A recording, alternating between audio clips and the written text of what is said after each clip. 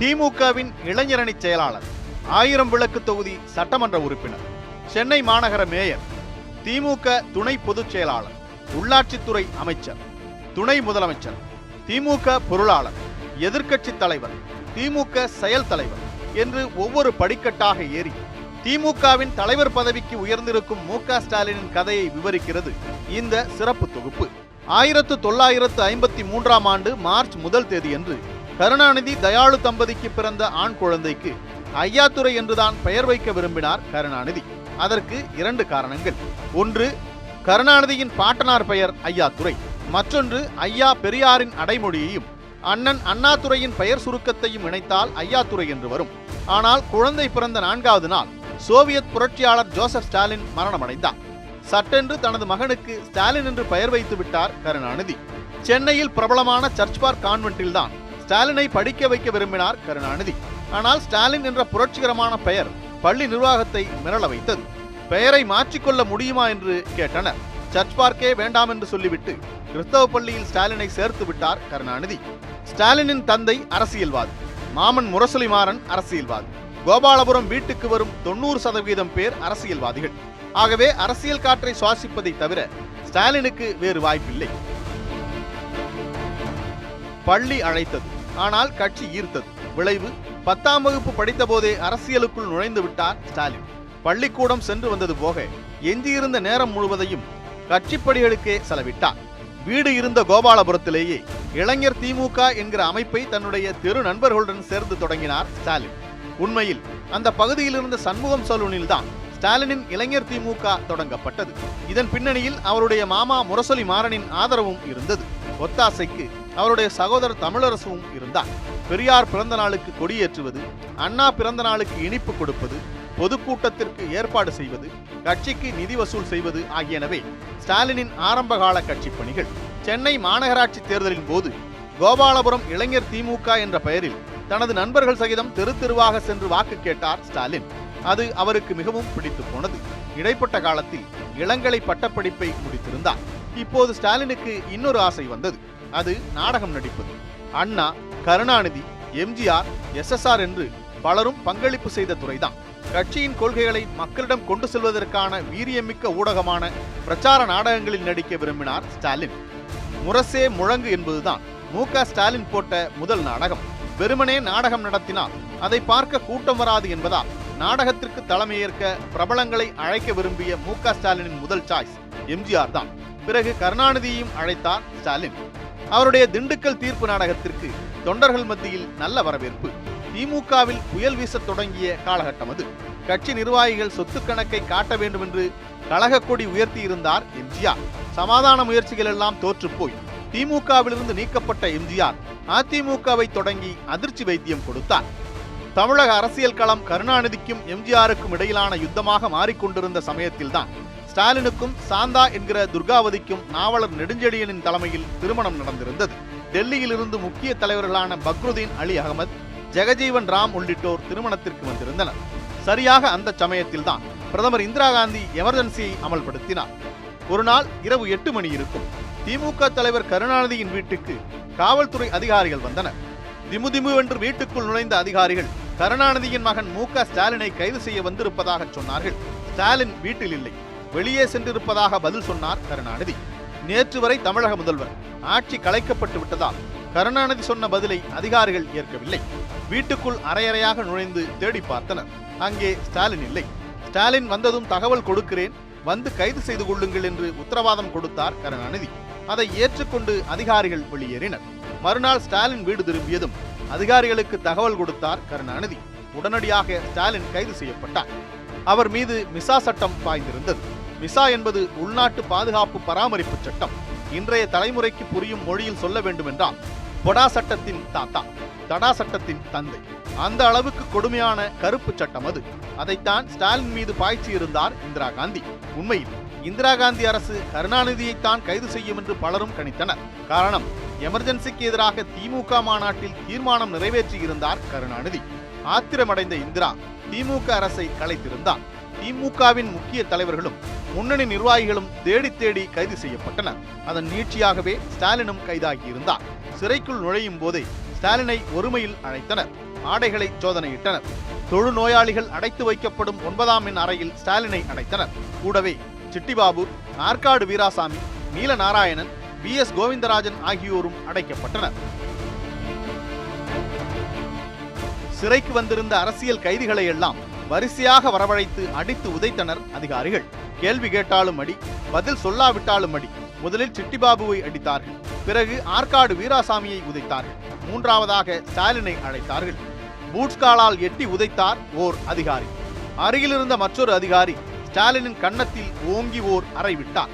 அடுத்தடுத்த அடிகள் ஸ்டாலின் மீது விழாமல் பார்த்து கொண்டார் சிட்டிபாபு.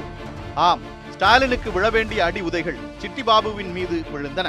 பொழுது விடிந்ததும் காலை உணவாக கூழ், தொட்டுக்கொள்ள புளிக்காரம் கொடுத்தார்கள். சிறையறை, அடி உதை, கூழ் எல்லாம் ஸ்டாலினுக்கு பழகி போயின. எப்போதேனும் உறவினர்களை பார்க்கவும் பேசவும் அனுமதி. ஆனால் பார்க்கும் போதும் பேசும் போதும் கூடவே காவலர்கள் இருப்பார்கள். இப்படிப்பட்ட கொடுமைகளை ஓராண்டு காலத்துக்கு அனுபவித்த ஸ்டாலின் 23 ஜனவரி 1977 அன்று விடுதலை செய்யப்பட்டார்.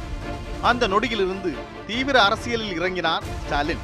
அந்த வகையில் MK ஸ்டாலினின் அரசியல் பாதையை விரிவுபடுத்தியவர் சாட்சாத் இந்திரா காந்தி தான்.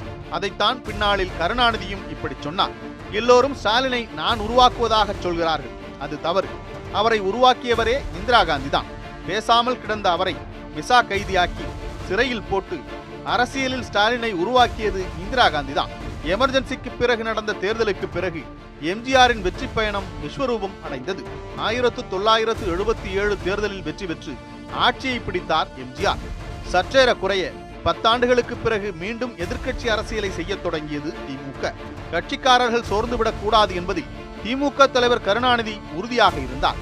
ஆகவே ஆட்சிக்கு எதிரான போராட்டங்களை அவ்வப்போது அறிவித்து கட்சியை உயிர்ப்புடன் வைத்திருந்தார். கட்சி வளர்ச்சி நடவடிக்கையாக பல்வேறு திட்டங்கள் மேற்கொள்ளப்பட்டன. அதன் ஒரு பகுதிதான் திமுக இளைஞரணி. மதுரை மாவட்டம் மூதூரில் உள்ள ஜான்சிராணி பூங்காவில் வைத்து திமுகவுக்கான இளைஞரணி உருவாக்கப்பட்டது. இந்த இடத்தில் திமுக தொடங்கப்பட்டது சென்னை ராபின்சன் பூங்காவில் என்பது சுவையான நினைவுகூரல். தொடக்க நிலையில் இருக்கும் திமுக இளைஞரணிக்கு ஒற்றை தலைமையை விட கூட்டு தலைமையே சரியாக இருக்கும் என்று முடிவு செய்தது திமுக. அதன்படி திமுக இளைஞரணிக்கு MK ஸ்டாலின், திருச்சி சிவா, பருதி இளம்பழுதி, வாலாஜா அசேன், தாரை மணியன் உள்ளிட்ட இளைஞரணி செயல் வீரர்களை கொண்ட அமைப்பு குழு உருவாக்கப்பட்டது. அந்த அணிக்கு திமுகவின் மூத்த தலைவர்கள் ஆலோசனைகளை வழங்கினர். திமுக இளைஞரணியின் சார்பாக பொது கூட்டங்களும் கொள்கை விளக்க கூட்டங்களும் நடத்தப்பட்டன. பெரியார், அண்ணா உள்ளிட்டோரின் பிறந்த நாள் நினைவு நாட்களும், திமுக உதயமான நாள், கருணாநிதி பிறந்த நாள் என சிறியதும் பெரியதுமாக விழாக்கள் நடத்தப்பட்டன. மாவட்ட, ஒன்றிய, நகர அளவில் திமுக இளைஞரணி குழுக்களை உருவாக்கினார் ஸ்டாலின். அதன் மூலம் திமுக இளைஞரணி அமைப்பு ரீதியாக செயல்பட தொடங்கியது. அதன் நீட்சியாக பிறகு திமுக இளைஞரணி மாநில அமைப்பாளராக நியமிக்கப்பட்டார் ஸ்டாலின். அந்த நொடியிலிருந்தே திமுகவுக்குள் சலசலப்புகள் ஆரம்பித்துவிட்டன. மகனுக்கு பதவி கொடுத்து கட்சிக்குள் வாரிசு அரசியலை வளர்த்து விடுகிறார் கருணாநிதி என்கிற விமர்சனம் எழத் தொடங்கியது. 1000 விளக்கு தொகுதியில் இருந்துதான் முதல் தேர்தலை சந்தித்தார் ஸ்டாலின். 1984 தேர்தலில் 1000 விளக்கில் அதிமுக வேட்பாளர் KA கிருஷ்ணசாமியை எதிர்த்து ஸ்டாலின் நிறுத்தப்பட்டார். இந்திரா, எம்ஜிஆர் அனுதாபாலை வீசிய அந்த தேர்தலில் வெறும் 2000 வாக்குகள் வித்தியாசத்தில் தோல்வியடைந்தார் ஸ்டாலின். தேர்தல் களத்தில் தோல்வியடைந்த ஸ்டாலினுக்கு கட்சிக்குள் நல்ல பெயர் கிடைப்பதற்கான வாய்ப்பு அன்பகம் கட்டடம் வழியாக வந்தது.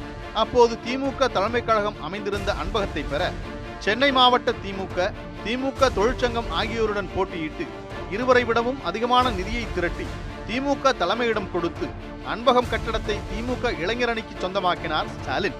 அதற்கான நிதியை திரட்ட தமிழகம் முழுக்க பயணம் செய்து கட்சி கொடி ஏற்றி பொதுக்கூட்டங்களில் பேசி தொண்டர்களுடன் புகைப்படம் எடுத்துக் கொண்டார். கட்சியினர் வீட்டு விழாக்களில் பங்கேற்றார். அது ஸ்டாலினை தமிழகம் முழுக்க பிரபலமாக்கியது.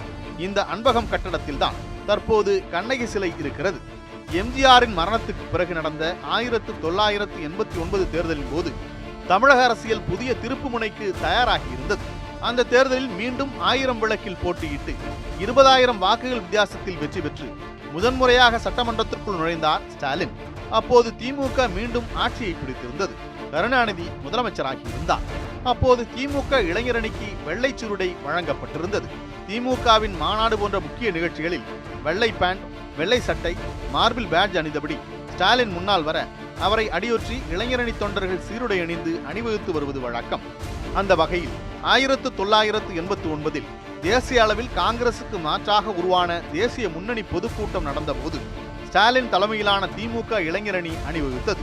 அதன் மூலம் விபி சிங் உள்ளிட்ட தேசிய கட்சி தலைவர்களின் கவனத்தை கவர்ந்தார் ஸ்டாலின். 2 ஆண்டுகளில் கருணாநிதி அரசு கலைக்கப்பட்டதை தொடர்ந்து 1991 மீண்டும் தேர்தல் வந்தது. மீண்டும் 1000 விளக்கு தொகுதியில் போட்டியிட்டார் ஸ்டாலின். இம்முறை அவரை எதிர்த்து போட்டியிட்டவர் முதல் தேர்தலில் ஸ்டாலினை வீழ்த்திய KA கிருஷ்ணசாமி. ஆனால் அந்த தேர்தலில் கருணாநிதி தவிர்த்த ஒட்டுமொத்த திமுகவும் தோல்வியடைந்தது. அதற்கு காரணம் ராஜீவ் அனுதாபாலை. காயம்பட்ட இடத்திலேயே கல்லடி விழுவது போல தேர்தலில் தோற்று போயிருந்த திமுகவுக்குள் வைகோவையும் ஸ்டாலினையும் மையம் கொண்டு புயல் வீசத் தொடங்கியது. திமுக மாநிலங்களவை உறுப்பினராக 3 முறை தேர்ந்தெடுக்கப்பட்ட வைகோவுக்கு கட்சியில் உரிய முக்கியத்துவம் தரப்படவில்லை என்று ஆதங்கப்பட்டனர் வைகோ ஆதரவாளர்கள். அப்போது கருணாநிதியின் உயிருக்கு ஏற்பட்டுள்ள அச்சுறுத்தல் குறித்து தமிழக அரசின் உளவுத்துறையிடமிருந்து கருணாநிதிக்கு வந்த கடிதத்தை அடிப்படையாக வைத்து வைகோவை கட்சியிலிருந்து நீக்கியது திமுக தலைமை. அதனைத் தொடர்ந்து மதிமுக என்கிற தனி கட்சியை தொடங்கினார் வைகோ. எம்ஜிஆரின் நீக்கத்துக்கு பிறகு திமுக தோல்வியடைந்த போது வைகோவின் நீக்கத்துக்கு பிறகும் திமுக தோற்றுப்போகும் என்கிற கருத்து எழுந்த நிலையில் 1996 தேர்தலை எதிர்கொண்டது திமுக. மீண்டும் 1000 விளக்கில் போட்டியிட்ட ஸ்டாலின் இம்முறை தமிழகம் முழுக்க திமுக கூட்டணிக்காக பிரச்சாரத்தில் ஈடுபட்டார். அந்த தேர்தலில் திமுக அபார வெற்றியை பெற்று ஆட்சியை பிடித்தது. கருணாநிதி மீண்டும் முதல்வரானார். அந்த தேர்தலில் அதிமுகவின் ஜீனஸ் சர்புதீனை சுமார் 45,000 வாக்குகள் வித்தியாசத்தில் வீழ்த்தி சட்டமன்றத்தில் நுழைந்த ஸ்டாலினுக்கு அமைச்சரவையில் இடம் தருவார் கருணாநிதி என்கிற எதிர்பார்ப்பு எழுந்தது. அப்படி தந்தால் அது வாரிசு அரசியல் விமர்சனத்திற்கு வலு சேர்க்கும் என்பதால் அதை தவிர்த்து விட்டார் முதலமைச்சர் கருணாநிதி. அதே சமயம் ஸ்டாலினுக்கு மற்றொரு பொன்னான வாய்ப்பு உள்ளாட்சி தேர்தலின் வழியாக வந்தது. அதனால் வரை மக்களால் தேர்ந்தெடுக்கப்பட்ட பிரதிநிதிகளை கொண்டு மட்டுமே மேயர் தேர்வு செய்யப்பட்டார். அந்த நடைமுறையை மாற்றிய திமுக அரசு மக்களால் நேரடியாகவே மேயரை தேர்வு செய்ய வழிவகை செய்தது.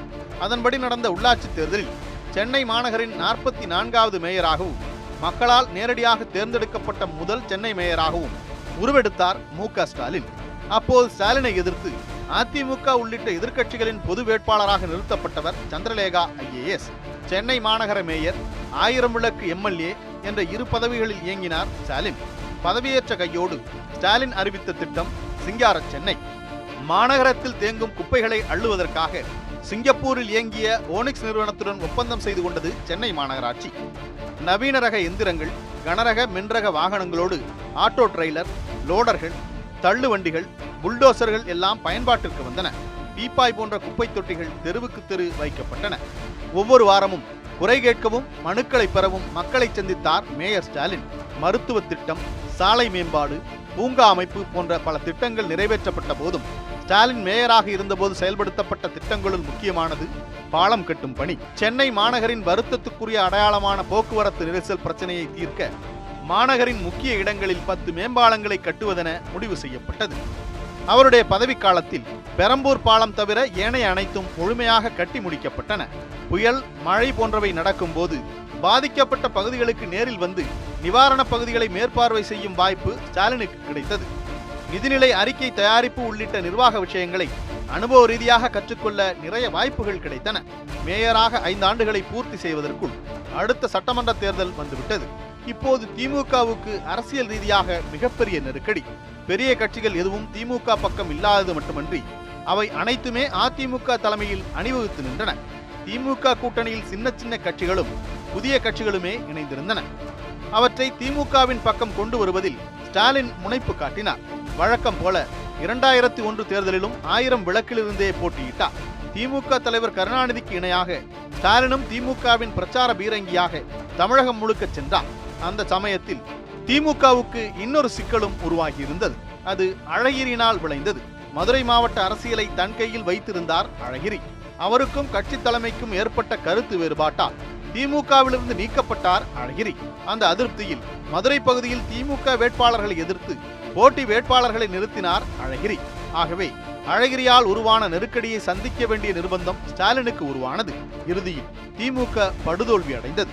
ஜெயலலிதா மீண்டும் முதல்வராகி இருந்த சூழலில் திமுகவிலிருந்து 28 பேர் மட்டுமே வெற்றி பெற்றிருந்தனர். அதில் ஸ்டாலினும் ஒருவர். ஆட்சிக்கு வந்ததும் மேம்பால விவகாரங்களை கையில் எடுத்தார் முதல்வர் ஜெயலலிதா. மேம்பாலங்கள் கட்டியதில் ஊழல் நடைபெற்றதாக கூறி திமுக தலைவர் கருணாநிதியை நள்ளிரவில் கைது செய்தது காவல்துறை. ஸ்டாலினும் கைது செய்யப்பட்டார். இதில் வினோதம் என்னவென்றால், கைதுக்கு காரணமான மேம்பால ஊழல் வழக்கு எவ்வித முன்னேற்றமும் இன்றி கிடப்பில் போடப்பட்டது. பிறகு நடந்த சென்னை மாநகராட்சி தேர்தலில் மீண்டும் போட்டியிட்டார் ஸ்டாலின். கடந்த முறை பிரம்மாண்ட வெற்றி பெற்ற ஸ்டாலின் இம்முறை சொற்ப வாக்குகள் வித்தியாசத்தில் வெற்றி பெற்றார். தவிரவும் சென்னை மாநகராட்சியில் அதிமுகவினரே அதிகம். துணை மேயராக கராத்தே தியாகராஜன் தேர்ந்தெடுக்கப்பட்டார். விளைவு, மாநகராட்சியை சுதந்திரமாக நிர்வகிக்க முடியாத சூழல் உருவாக்கப்பட்டது. மேயருக்குரிய அதிகாரங்கள் பறிக்கப்பட்டன. ஆணையர் ஆச்சாரியலு மேயரை சந்திப்பதையே தவிர்த்தார். ஒரு கட்டத்தில் ஒருவருக்கு ஒரு பதவி என்கிற புதிய சட்டத்தை கொண்டு வந்தார் ஜெயலலிதா. அதன்படி எம்எல்ஏவாக இருப்பவர் மேயராகவும் செயல்படுவதில் சிக்கல் உருவாக்கப்பட்டது.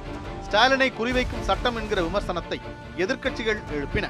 பிறகு ஒருவர் இருமுறை தொடர்ச்சியாக மேயராக கூடாது என்கிற விதிமுறையின்படி மேயர் பதவியை ராஜினாமா செய்தார் ஸ்டாலின்.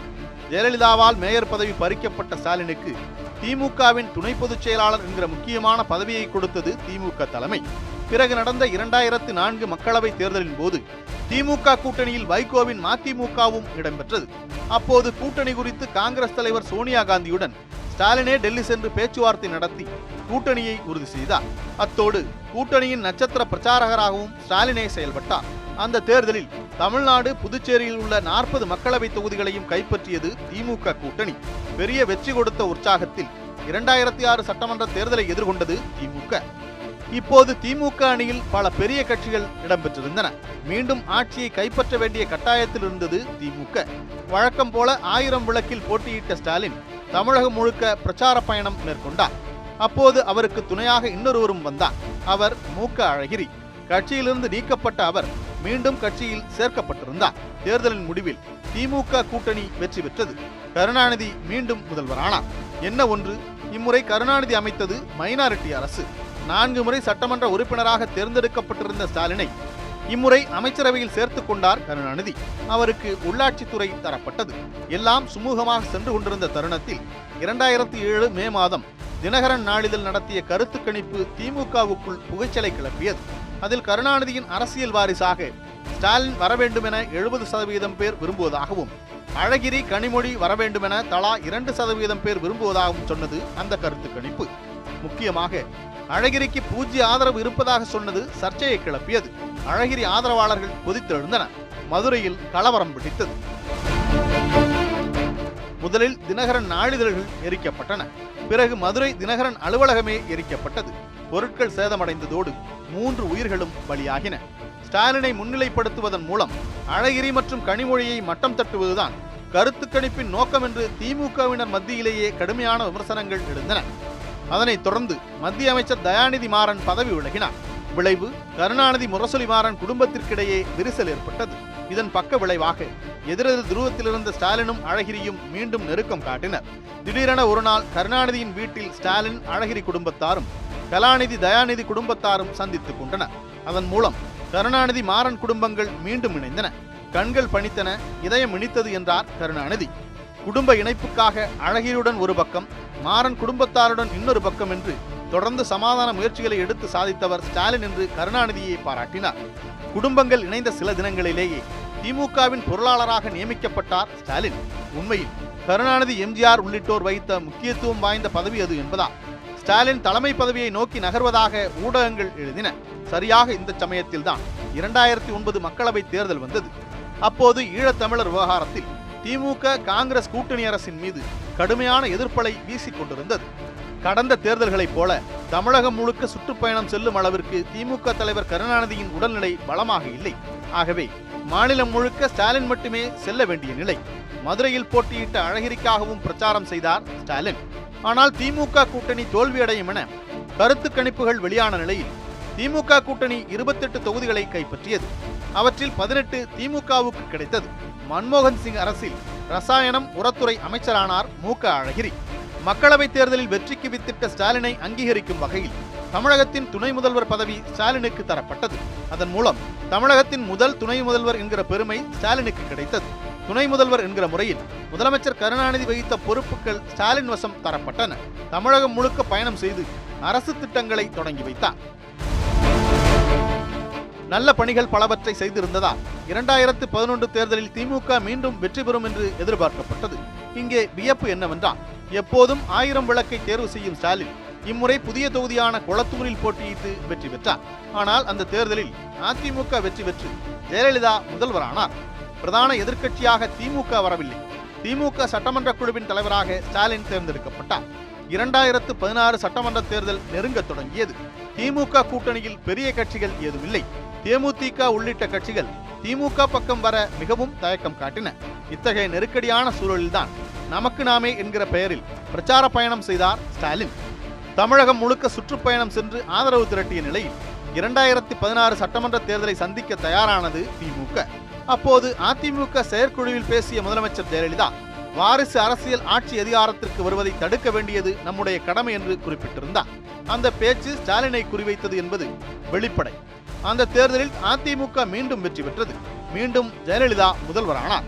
ஆனால் பலத்த நெருக்கடிகளுக்கு இடையே தேர்தலை எதிர்கொண்ட திமுகவுக்கு பிரதான எதிர்க்கட்சி அந்தஸ்து மட்டுமே கிடைத்தது. அதே சமயம் தமிழக சட்டமன்ற வரலாற்றில் இவ்வளவு வலுவான எதிர்க்கட்சி அமைந்ததில்லை என்கிற அளவுக்கு 89 எம்எல்ஏக்கள் சகிதம் எதிர்க்கட்சி தலைவராகி இருந்தார் மு.க. ஸ்டாலின்.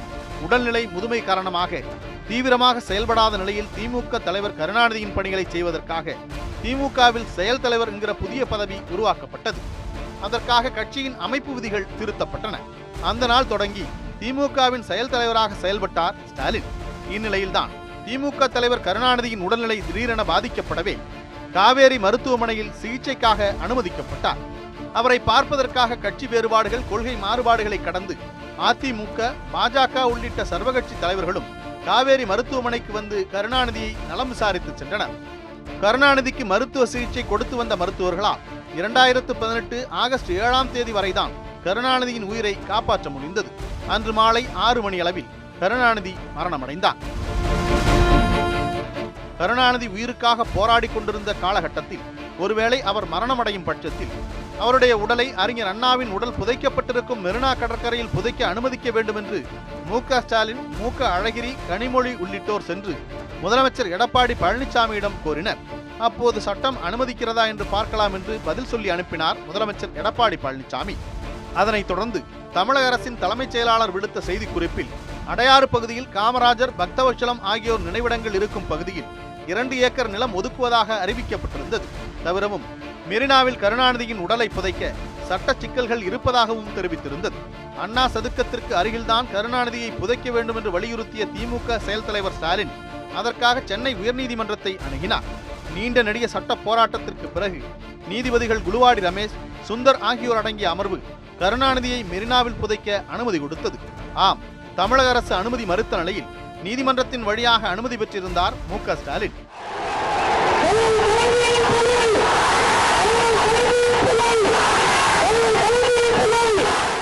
கருணாநிதியின் மறைவுக்கு பிறகு திமுகவின் அவசர செயற்குழு கூடி கருணாநிதிக்கு அஞ்சலி செலுத்தியது. அடுத்து திமுக தலைவர் கருணாநிதி வகித்த முதல்வர் பதவி, மு.க. ஸ்டாலின் வகித்துக் கொண்டிருந்த பொருளாளர் பதவி இரண்டுக்கும் தேர்தல் நடத்தப்படும் என்று அறிவித்தார் திமுக பொதுச் செயலாளர் க. அன்பழகன். அதைத் தொடர்ந்து 2 பதவிகளுக்கும் வேட்புமனு தாக்கல் தொடங்கியது. திமுக தலைவர் பதவிக்கு மு.க. ஸ்டாலினும், பொருளாளர் பதவிக்கு துரைமுருகனும் வேட்புமனு தாக்கல் செய்தனர். திமுக தலைவர் பதவிக்கு மு.க. ஸ்டாலினை தவிர வேறு எவரும் வேட்புமனு தாக்கல் செய்யவில்லை என்பதால் திமுகவின் 2வது தலைவராக போட்டியின்றி தேர்வாகி இருக்கிறார் மு.க. ஸ்டாலின். இங்கே கவனிக்க வேண்டிய அம்சம் என்னவென்றால், கருணாநிதி உயிருடன் இருந்தவரை திமுகவின் மிக உயரிய பதவியான தலைவர் பதவியிலோ அல்லது தமிழக ஆட்சி அதிகாரத்தின் மிக உயரிய பதவியான முதலமைச்சர் பதவியிலோ மு.க. ஸ்டாலின் அமர வைக்கப்படவில்லை. கருணாநிதியின் மறைவுக்கு பிறகே தலைவர் பதவிக்கு வந்திருக்கிறார் மு.க. ஸ்டாலின். தற்போது கருணாநிதி இல்லாத நிலையில் முதன்முறையாக தேர்தலை சந்திக்க தயாராகி வருகிறார் மு.க. ஸ்டாலின். மத்தியில் காங்கிரசுடன் கூட்டணி, தமிழகத்தில் தோழமை கட்சிகள் என தேர்தலுக்கான ஆயுதங்களை கூர்தீட்டிக் கொண்டு களமிறங்குகிறார். இதில் தமிழகத்தில் அமையவிருக்கும் கூட்டணி இன்னும் உறுதியாகாமல் இருப்பது ஸ்டாலினுக்கு பின்னடைவாக பார்க்கப்பட்டாலும் இதில் நிதானமாக எல்லாவற்றையும் கணக்கில் கொண்டு முடிவெடுப்பதே சரியாக இருக்கும் என அரசியல் விமர்சகர்கள் கருத்திட்டுள்ளனர். ஏனென்றால் நாடாளுமன்ற தேர்தல் வியூகங்கள் கண்டிப்பாக 21 சட்டமன்ற தொகுதிகளுக்கு நடக்கவிருக்கும் இடைத்தேர்தலில் எதிரொலிக்கும். இதை உணர்ந்தே ஸ்டாலின் கூட்டணிக்கான காய்களை நகர்த்தி வருகிறார் என்று பார்க்கப்படுகிறது. அவரது அனைத்து நடவடிக்கைகளும் மறைந்த கருணாநிதியுடன் ஒப்பிட்டு பார்க்கும் கழக தொண்டர்களை திருப்திப்படுத்துவது என்பது சாதாரண காரியம் அல்ல. நாடாளுமன்ற தேர்தலில் ஸ்டாலினின் செயல்பாடுகளை அவர்கள் உன்னிப்பாக கவனித்து வருகிறார்கள். இதில் அவர்களின் எதிர்பார்ப்பை பூர்த்தி செய்வாரா என்பது இன்னும் சில மாதங்களில் தெரிந்துவிடும். எது என்னவானாலும் வருகிற தேர்தலில் மு க ஸ்டாலின் ஏற்படுத்தவிருக்கும் தாக்கம் கண்டிப்பாக புதிய சகாப்தத்தை தொடங்கும் என்பது மட்டும் உறுதி.